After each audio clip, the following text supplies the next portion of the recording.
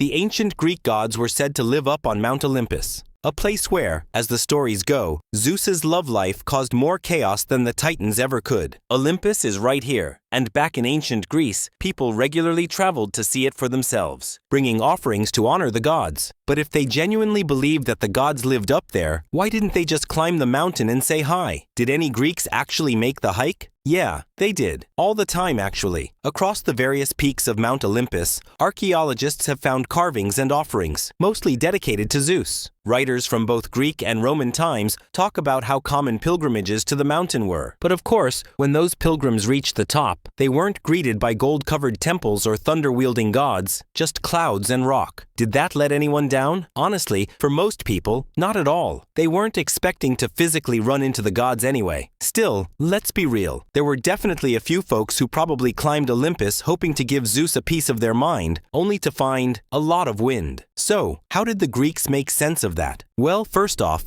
the way they thought about where the gods lived wasn't super straightforward. Plenty of regions had their own Mount Olympus because they believed the gods lived there too. But over time, as people realized this one here was the tallest mountain in all of Greece, well, that became Mount Olympus. And for most people, that was enough. Since few Greeks would ever make the journey there, let alone climb it, there was nothing really contradicting the idea that the gods lived at the top. Out of sight, out of doubt. As for the locals who actually lived nearby, they could clearly see there weren't any shimmering palaces. But come on, this was Zeus we're talking about. If he didn't want mortals to see his crib, he could obviously hide it with magic. A lot of philosophers, and many of the people who lived near the mountain, saw Olympus more as a spiritual symbol than a literal home. It's kind of like how medieval folks thought heaven was in the sky. Not in the clouds exactly, just, you know, up there somewhere. So even if Olympus didn't have marble staircases leading to golden halls, it was still the highest point in Greece. And for that reason alone, it was seen as the closest place to the gods, a sort of doorway between the human world and the divine. Now sure, there's some contradiction in all of this, but the Greeks were totally fine with that. After all, they believed Zeus was all-knowing, and yet